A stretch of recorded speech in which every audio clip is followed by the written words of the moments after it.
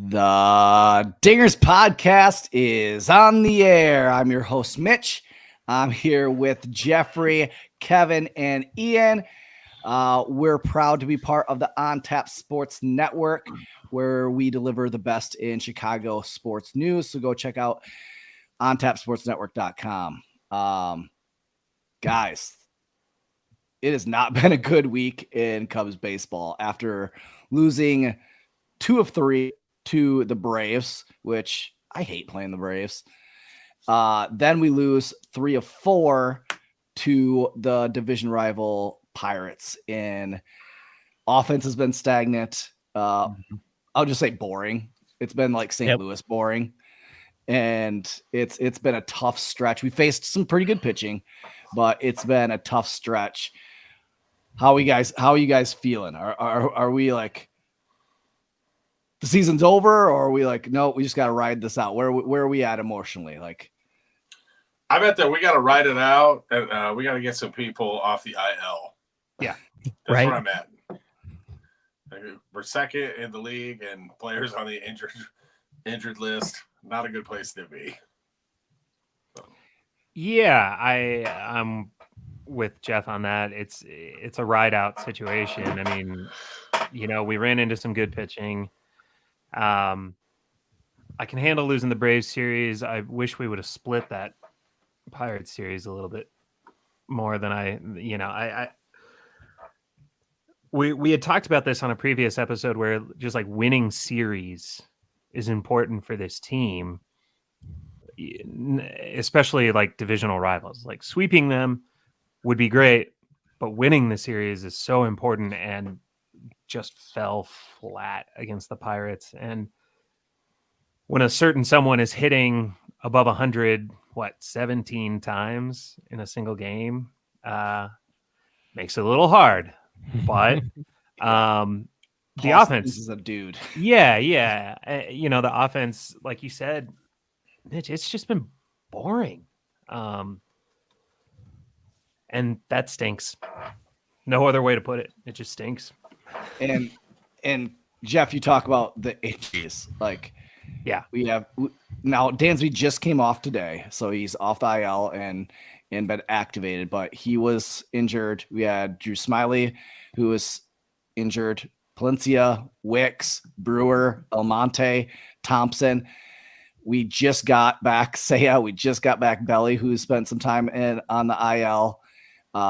We had Hendricks just come back off the IL. Yeah, and Steele. I mean, he could have maybe stayed on the IL. We had Justin Steele come off the IL. It's been a rough stretch of injuries, and injuries across baseball. Like, it's crazy. Like, what is going on with all these injuries? Like, there isn't this many injuries in football, and that's a contact sport. And like, I don't get it. Like, we need to rethink the way they work people out or train people. I don't know. Absolutely. I'm kind of curious. Like, if you turn on the pregame early enough, you'll see like video shots of like players doing calisthenics. I want to know if those are actual players or just body doubles. I mean, I feel like players are not like stretching. So, oh my gosh. Jeff, I'm right there with you. I don't know if any athlete in any sport believes in stretching anymore. It is I'm blown away. It's unfathomable the kind of injuries that you see now. Yeah. Like, I wouldn't expect like a ball player to have a nagging hamstring injury. A 45-year-old man that CrossFits, I'm pulling a hamstring. Yeah. David in the comments brings up PCA down for what? And David, I'm kind of agreeing with you a little bit. Like, PCA overperformed what I expected. Even when he called up, like Council said, like, you haven't earned this major league call up. You're here because of an injury, and you're a defensive replacement. And for the most part, he cut down on his swings and misses, worked really, really good counts. His bat to ball was pretty high, and played 99 percentile center field. So like, he played better than expected. And so him getting sent down for the activation of of Swanson and bringing up Luis Vazquez. Yeah, it's tough. It's tough because you're like, we need some pop in the order. We need definitely some middle infield, which will go into a little bit of our middle infield problems that we've had. But what are your guys' thoughts with sending PCA down after the stretch he's had? He hasn't been horrible, but he hasn't been great. He's been just a little bit above what I would expect until he kind of gets the field. Because he was kind of learning how to be a major league ball player while being a major league ball player. Yeah, I'm guessing it has to do with starts. Like they foresee that he's not going to get playing time for a little while here. I don't know if the idea is they want to keep Belly in center for a while and they want to rotate Bush and Wisdom at first base because Morel's held down third base fine. That's kind of my only guess would be that like as well as he's done, they want him to get more development time, more regular time out there. That's the only thing I could think of being a reason why, unless he said something wrong in the clubhouse. Like he's doing everything he expected to do as the sudden call up before ready to go. I don't know. That's kind of my thoughts. Yeah. I think one of the things too, and this goes back to, gaining some relief help and gaining some, possibly another arm is we still have an insane logjam in the outfield in terms of players that can play. So, to kind of piggyback on what Kevin said, like the playing time is at a premium here because you have Tauchman who's earned his right to get as many starts as he possibly can. You have, obviously Belly that you keep in center. And I don't even want to talk about Ian right now. It's killing me a little bit, but my thing is starting him for the contract, obviously at this point. Yeah. My thing is I would rather them, especially during this stretch, of keep PCA in center and put Belly at first because of the struggles that we've seen out of Michael Bush. Here's Michael Bush's stat line since his 5 home runs they hit in a row back in, when was it? April 16th, around there. So he's back 200 average. His OBP is 284. His slug is 305. His K percentage is 44.4 or 40.4%. His base on ball is 10.1. His WRC plus is 72. It's not great. Not great. No, I think I'd also, I would like to see Belly maybe at first a little bit more as well, because that maybe mitigates a already seemingly brittle rib cage from possibly running into the wall again so soon. But I think with Belly, sprinkling in some first base starts offers you a little bit more preservation, and hopefully he doesn't land, on the IL again anytime soon. So, yeah, I mean, I know that Bush is struggling, and at least with PCA, he was providing something that really made the Cubs better, being what he can provide out in center, just from a defensive standpoint, does put him a little bit of a leg up. But what has been the Cubs' biggest problem this last week has been a stagnant offense. Mm-hmm. So bad. And it's been boring to watch. It's been just tough to watch games because that bats haven't even been good. And there's so many spots in the lineup where you're just giving away outs. Every time Madrigal, Mastrobuoni, PCA for the most part, Bush, Hap come up, those are like just free outs. Like Paul Skeens had to be licking his chops coming to, like, I'm going to get 20 strikeouts here at Wrigley just like Kerry Wood.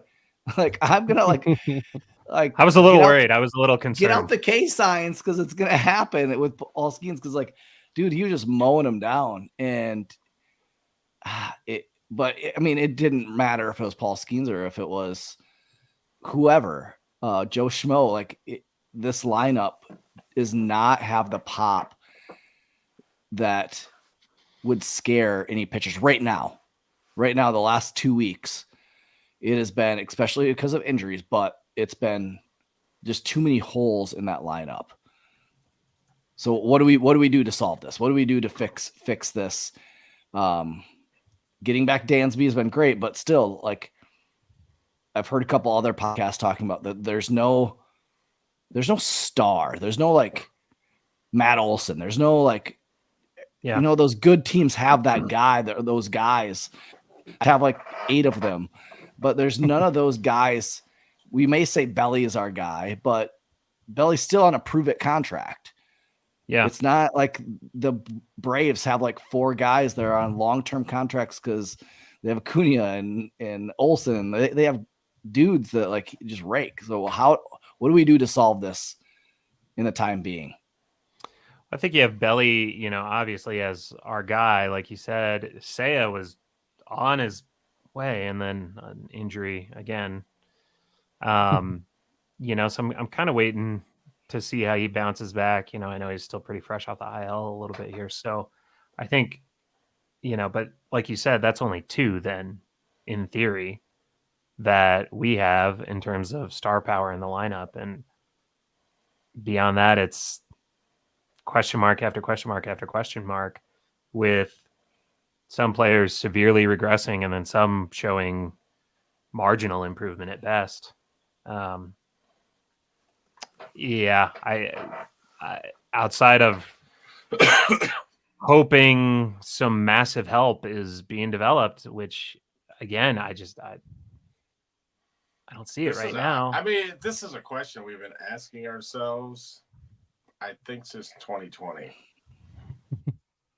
I honestly feel that way. I mean, even with Dansby coming back, we signed Dansby to the contracts. We expected him to be that. We knew what we were getting defensively, but we were still like, okay, offensively, he's still going to provide some pop to this order. And it just hasn't been there. Like, yeah. And I'm still waiting. I thought like, okay, it's year 2. Maybe it's like June. Maybe he'll start heating up as the temperatures start rising. Like June might be the time where we see some more of that. So like, still hold out hope that now Dansby is back healthy and he'll start getting like. But we need a Dansby Swanson in this order that can protect other guys, can protect a Belly, can protect a Seiya, and allow them to not just be pitched around, to be able to get to the Mastrobuonis of the world, to be able to strike out. Like it's that. What are your thoughts, Kevin?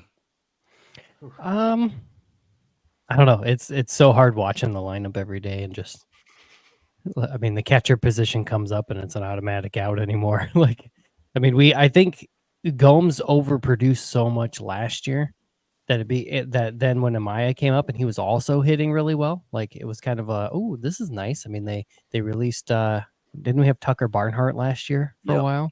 Yeah. They released an extra catcher, because they had that locked down, and that's a position that's not hitting well. I don't know, the Hap struggling, and he has not hit for power at all yet this year. He's hit, some doubles and stuff, but it seems to really be it's all on like Morel to kind of keep the lineup going, and he can only take so many walks when they're pitching around him all the time. Like I kind of wonder if we won't see him start swinging outside the zone a little bit, because they're not even giving him anything to eat. Well, since you talked a little bit about like the expectations, that they exceeded expectations last year. So like we talked about the very first episode of last season, we said, hey, we need a big year out of Belly. We need production out of our catchers. We need to figure out first and third, which we didn't really. We kind of did halfway through by making a trade at the trade deadline. But we needed career years out of Justin Steele. We needed all these things to happen to be able to be in a playoff contention. And they did. And we fell a little bit short. And those same things that we needed last year needed to happen, almost repeat themselves again this year. and because of injuries and then a lack of production and regression when you have Yan Gomes not being the Yan Gomes of last year. Age caught up to that dude super fast. You have Justin Steele, who got injured and is still trying to work his way back. Like, he kind of had a clunker the other day. Like, Belly is still fighting injury. We don't really know what type of year. I mean, Belly, up to this point last year, he was just coming off an injury and then got really, really hot in June and August. So that could still happen.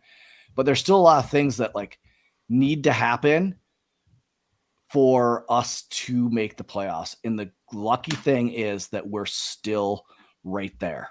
Right. Like, we're still in second place, still very much in the driver's seat. I think even if the season ended today, we'd be one of the wild card spots. So like, Yeah, I think so like we're still in a good position, even though some of those things that we need to click hasn't yet happened. Right. And we're still in that position, and we're still finishing up this brutal start to the season. Like, we're still, that's what, it's hard watching this, and it's hard sitting here going like, where's the pop going to come from? And it's like, well, they've put enough wins together though, that the goal was 500 baseball, and we're still, I think, 4 games above 500. And yeah, we got to play Atlanta a little bit, but then we're going to actually get, Milwaukee and St. Louis here pretty soon, which, I mean, if St. Louis busts out their City Connect uniforms, we're going to have some boring games to watch on both sides of the ball unless we get some pop back. But the Lou Malnati's jerseys, right? Exactly. But so, they've got to get figured it out. Hopefully Seiya, starts feeling 100%. Maybe Ian Happ figures it out. He tends to. That's kind of the hard part with Ian. This is a pretty deep slump, but he tends to figure it out and get going. And like you brought up, Belly figured it out in June. The one that's kind of a little weird is I lost my train of thought. Is Dansby kind of had been, I think he started off well last year and he trailed off. And this year it kind of seems to be kind of staying at that trailed off level, and he hasn't picked it up yet, which is out of the normal for him.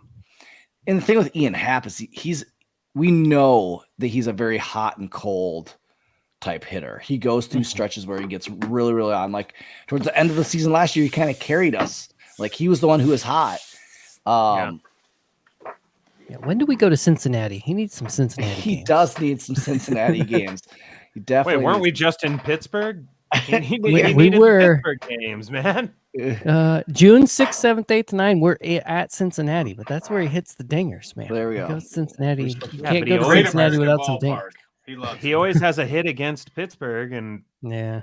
Well, these are different Pirate pitchers, though. I Yeah. would say, like, That's pre. I don't care who false- it is, Kevin. Maybe after the trade deadline, Pittsburgh won't have these pitchers. No, that's a they good will. point. They absolutely will. They will. Maybe 5 years from now, they won't when their rookie contract is up, and then they'll become a Yankee. Yeah. Yeah. Yep. Or a Dodger. Sons of bitches. The biggest frustration point for me right now, and I think this weekend, was that I've had to endure seeing Mastrobuoni and Madrigal up the middle in the lineup every day. And there should have been a decision made with Nico Hoerner and his hamstring injury way before this. Cause now we can't even like predate his injury and get injured list. Like it's a tough one to know that we're just giving up a free roster spot because we can't even play Nico. And then we have Mastrobuoni, who I'm sorry, I don't think would be on a 40-man roster spot on any other team in the major leagues. The dude, like, I know Jake likes his Miles Mastrobuoni, but he has been garbage this year. Defensively, this weekend, couple throwing errors. His just timing. His footwork is really bad. His glove is slow. And I think his internal clock of like being able to pick a ground ball and throw it over to first, like he doesn't have the clock to be able to get it over there in time. And it feels like every time it's like really close. Is he like a second baseman? What's he supposed to do? Like, I think he came up as a second baseman. I mean, probably in high school he was a shortstop, but like the answer is no, he is not a second baseman. Not right now. And he's over there trying to play short. And then you have Madrigal with him, who like the reason why we want Madrigal on our team is for contact. And it is not like his bat has been pretty horrible. Like both of them, their K rates. Or no, their hard hit rate is Mastrobuoni's 30.8 and Madrigal is 20.6. Their average exit velo, Mastrobuoni's 89 and Madrigal is 85, one of the lowest in Major League Baseball. And Madrigal's K rate is 11% and Mastrobuoni's is 20%. I really feel like the hitting coach needs to teach those two guys how to crowd the plate.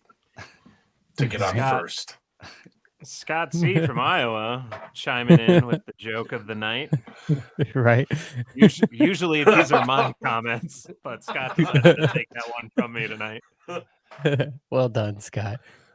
I'll tell you, even on the broadcast, whenever they show Madrigal, he never looks comfortable. Like in his at bats, he looks like almost like deer in headlights. Sometimes they get those like straight on, you can look into their eyes type view, and it's like he's either looking so for his mom in the crowd.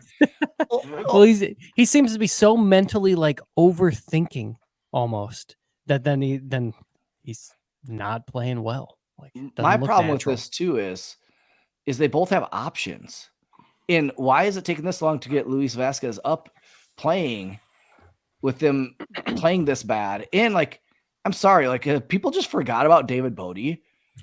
I thought about him too. Dude, David Bodie hasn't been playing that bad a ball down in Iowa.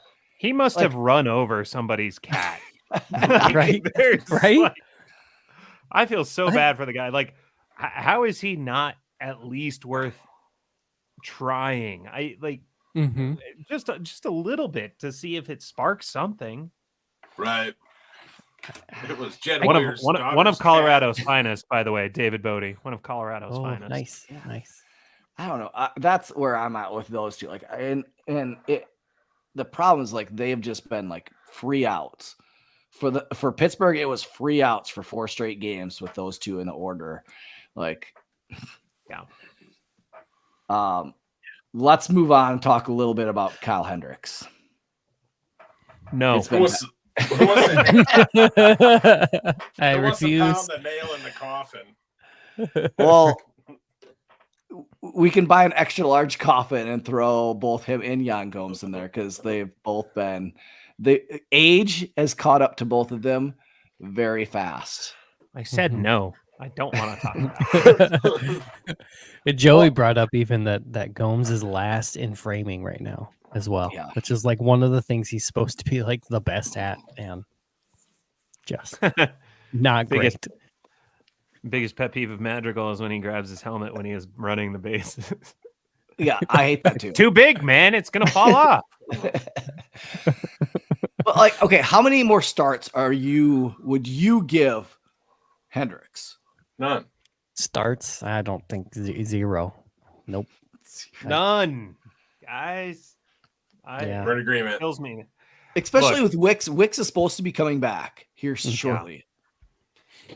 I thought Council's presser after that last game was telling. Just he is not emotional about these players. My buddy Ryan, who lives out in Chicago, says he would give Kyle negative 40 more starts. That's dating back to 2 years ago. Which is about right. That's about when the wheels came off. Yeah. So Ryan has invented time travel. No, I mean he's a liability. Like it's not. Mm-hmm. You can't do it anymore. And I think if there was another option, I don't think he'd see another start. You know, I think one of the things that we have come to realize about Craig so far is he's not emotional about this team. Like he's not emotional about these players. In fact, he spent a really good portion of his career hating every single player on this roster. Right? Especially Kyle Hendricks. Especially Kyle. So he, I just think, no, Joey, we're not giving him 2 more at all. We're not giving him any. People advocating for numbers of starts for Kyle. This is not a bargaining session. It's done. I'm telling you right now, I do not want to see Kyle Hendricks face Atlanta Braves. Oh my gosh, no. At all. I remember last year when he gave up like a 12 spot in the first 3 innings against Braves, and I was like, oh my goodness. I think Acuna had 1 home run. Olsen had 2. It was like, no, I do not want any of this. So I don't know, Joey. I don't want him facing the Braves. No.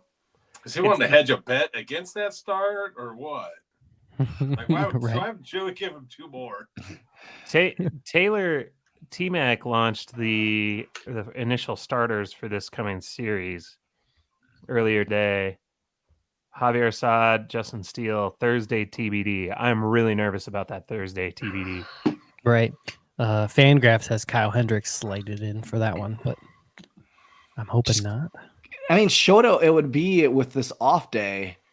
It'd be a 5 days. Yeah. He'd give you a chance. He would. The dude has been unbelievable. Like, he's too cheap now. How much should his contract be? Yeah. Well, how long of the contract was it? I can't remember. Was it 5? I feel like it was 5. Yeah. I don't know. But of all the pitchers we've signed in recent years, he's the only one that got shortchanged. It was a 4-year deal. 4-year deal. 4, yeah. Yeah, with a fifth year team option. Man, that deal is Scott really just decided to ruin our night and say ESPN is confirming Kyle is starting Thursday. Okay, come on, Scott. I'm going to tell you, I don't trust anything that ESPN. Yeah, I don't either. So, not a reliable source. Scott's not allowed to say anything from ESPN anymore. Instituting that ban. Take your ball and go home. Look, Shota's been incredible. He has given this team a chance every single time he has started. And talk about a steal of the offseason. There were some talking heads that said he was going to be the steal of the offseason. And I think I was a little hesitant to buy into that. But I am certainly not hesitant to buy into that at all now. I mean, he's been worth every penny, and now he's worth far more than that. And just his story about going to Dunkin' every day and getting his coffee is like the funniest thing I've ever heard. Well, he's had a couple really funny things like that. And like, hey, what do you think about pitching in New York? And he's like, well, it was great that I was looking at like the building from Spider-Man. Yeah. I love the guy. I mean, and his attitude is great. Like he just, you would think he would galvanize a team and wake them up, but this offense has been. I like to see him get frustrated, like when he knows he missed on a pitch. Like you can see that he's chewing himself out on the mound, and then he'll come back and get him out. Well, he's fiery. He's not like I like it. Just stands there to watch it leave. Give me a ball. I got one more I can throw across.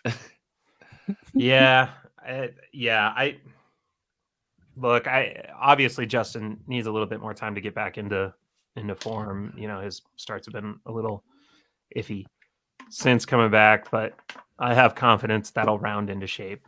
Like I don't have any reason to think it won't. Javier has been great, but we can't keep offering free wins every time Kyle steps out on the mound right now. It's just not. It's not tenable. And for the most part, like the rotation looks really good. Yeah. If you take Hendricks out. Yeah. And then you have Ben Brown, who's been pitching absolutely like he's fit into that role in the bullpen wonderfully. You don't want to like move him out just because he's so solid down there in a bullpen that's still trying to figure themselves out. Which I'll say, if there's a spot open, I want to see Brad Wick He's been absolutely lights out at Iowa the last couple times appearances he's made. He was really good for the Cubs a couple of years ago and then had a heart issue, been working his way back. Like, I would love to have him back on. And it provides another lefty in that bullpen. But yeah, so like pitching wise, like hasn't been bad except for Hendricks and bullpen still trying to figure itself out. But like this offense right now, it's tough to watch. And I think there's the offense has been I think tough to watch is even being generous on them. It's been abysmal to watch. Brutal. And I don't know what it is, but there's been, there has been some odd bright spots. Like, friend of the podcast, Patrick Wisdom, every situation he's been put in, he's been fairly successful so far this year. Like, right. And I will say that I want to give Patrick Wisdom credit, but I think it has a lot to do with counsel. Absolutely. Putting him in positions to succeed. Like he knows when to give Patrick Wisdom a start. Absolutely. And that's huge. Like that's a manager thing you have to give. Like he's doing his job. See, and I think eventually that bleeds over into playing ability too a little bit, because then your confidence isn't totally shattered because you don't have a manager who's like, I'll just throw you out there when you have no confidence to be out there and no business being out there. Like, but counsel's put him in positions to succeed, and he's actually been good. I mean, he's got a 942 OPS and a 282 average so far. Like, sample size is small, but like, man, it's not. I can live with that. Like, I can live with that from a platoon player at this point. Yep. But when we look at the lineup, let's say we have Bellinger in center, we have Bush at first, and we have Wisdom getting a start at DH. Then you have there's still too many spots in the lineup where there's just a lack of power or a lack of production that can get the order or the lineup to kind of be consistent. And it has a lot to do with where Ian Happ falls in the order. Like, there for a while when all the injuries were happening, we were putting him at 3, which we learned from last year. He's not a 3-hole hitter. At the beginning of the season, we tried him at 1. And although he worked counts and his on base percentage was a little bit higher, he still wasn't hitting.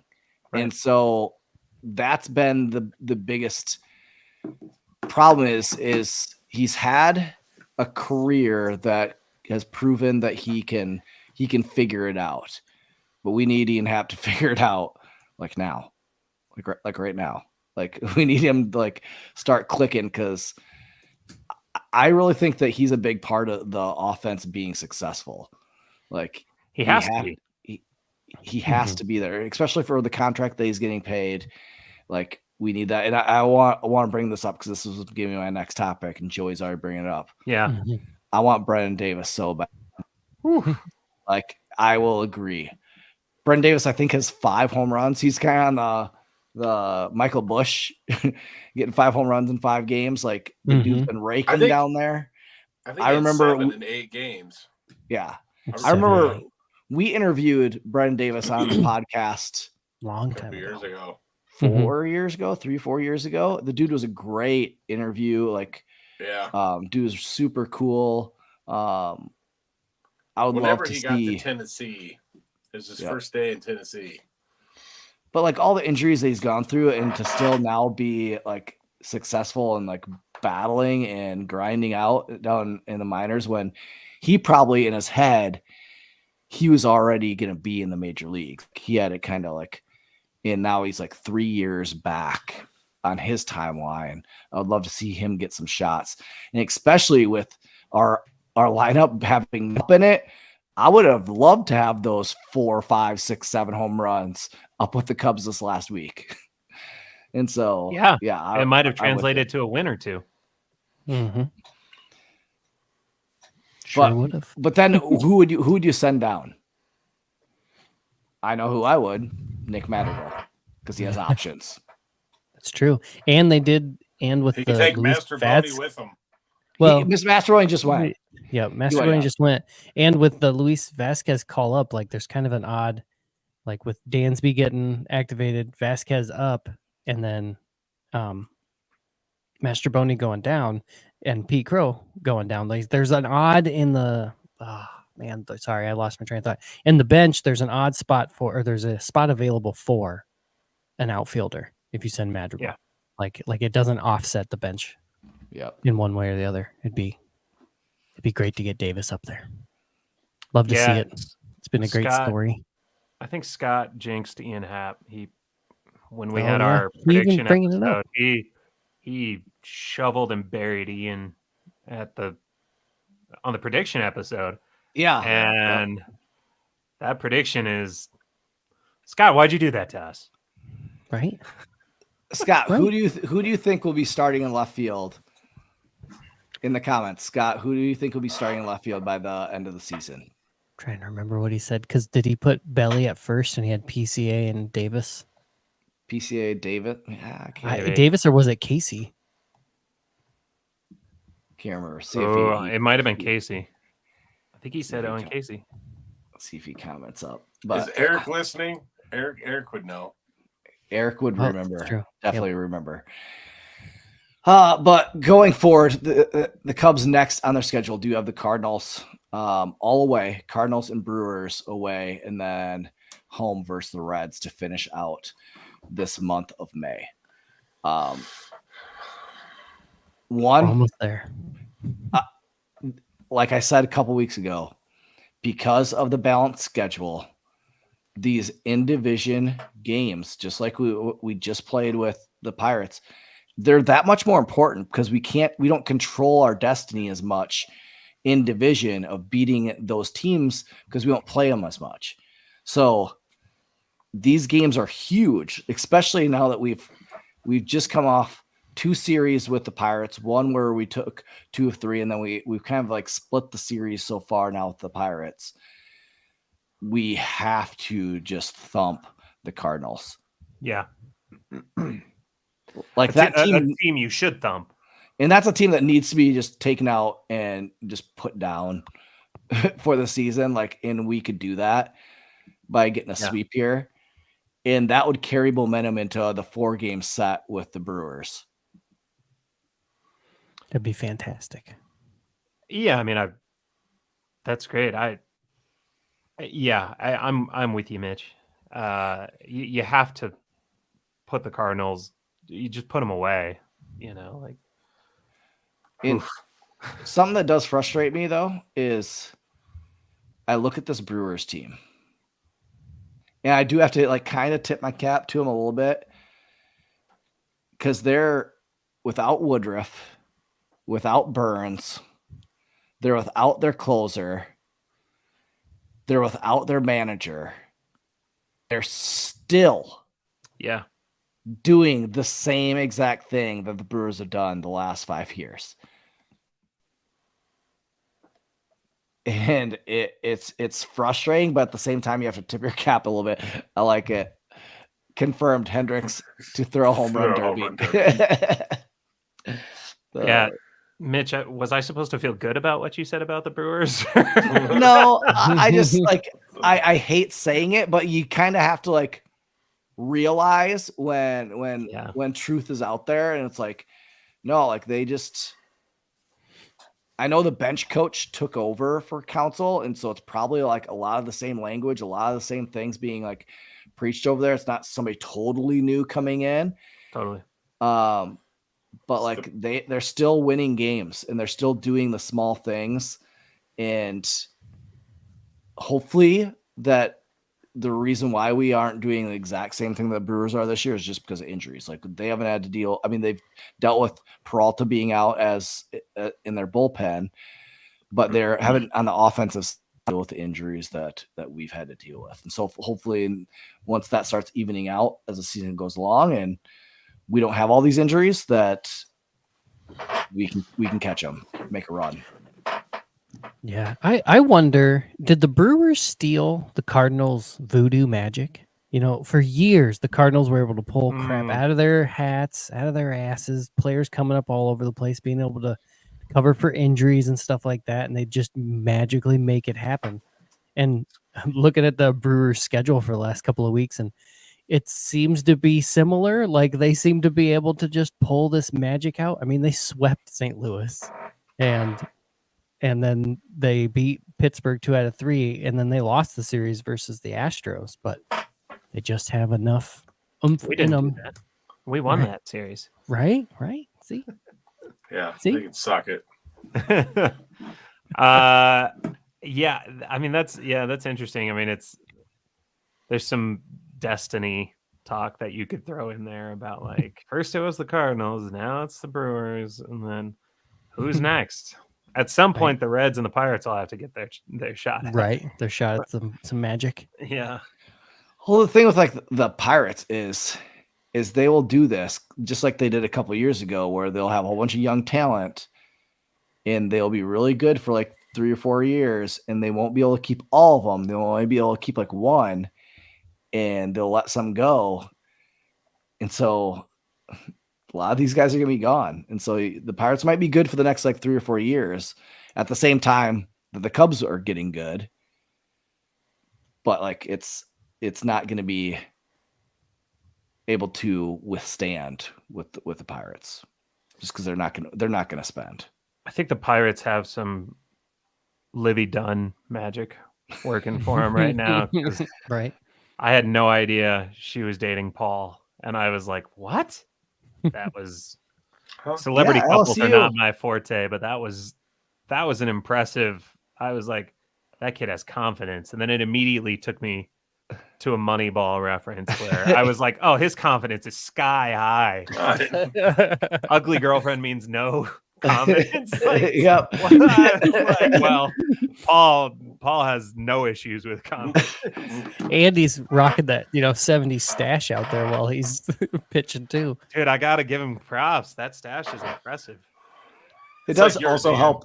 It does also help when you're throwing 100 for every pitch that you throw. Like, I'm feeling confident in my abilities too if I could hit 100. Yeah, but if he was dating Roseanne Barr, then he wouldn't be throwing 100 miles an hour.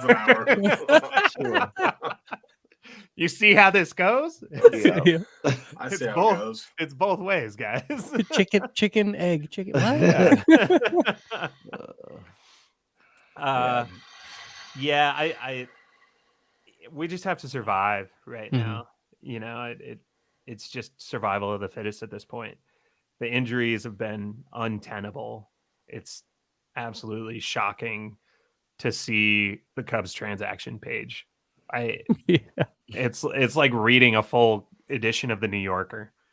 Where you just open up the transaction page and there's 9 names on it almost every day. I'm like, all right, well, it's just our life right now. So it's been rough, but I think we're just in survival mode.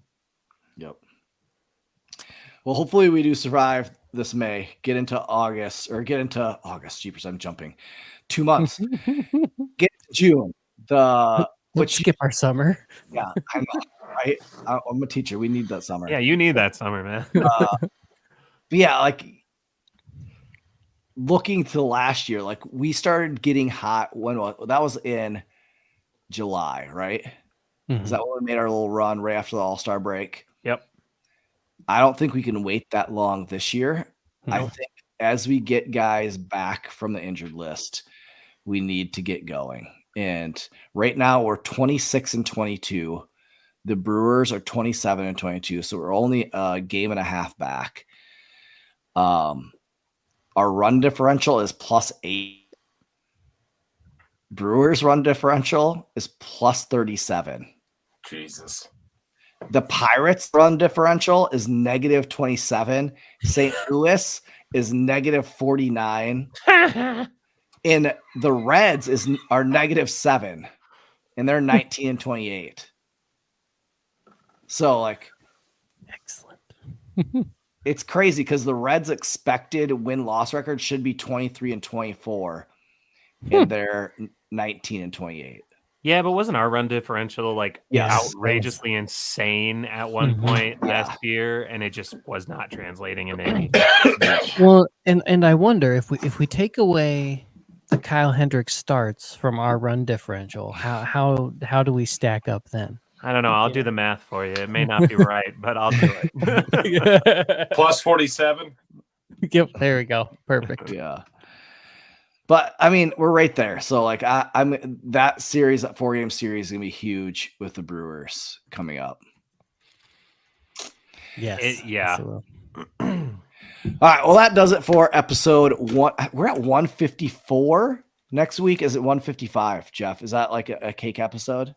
That could be. Wait, 155. a cake episode.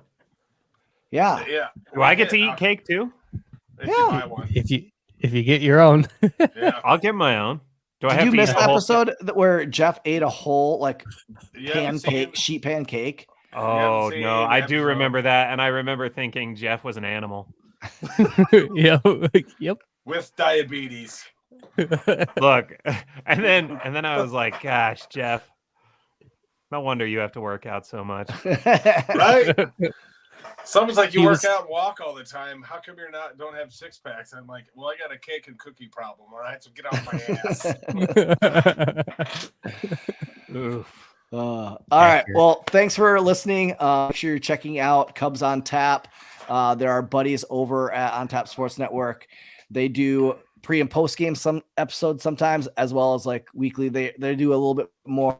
They just do a weekly, but they're our buddies. So make sure you're checking out them guys, and make sure you're subscribing to the On Tap Sports Network YouTube channel. That's where you'll catch us live every Monday night around 8:15, 8:30.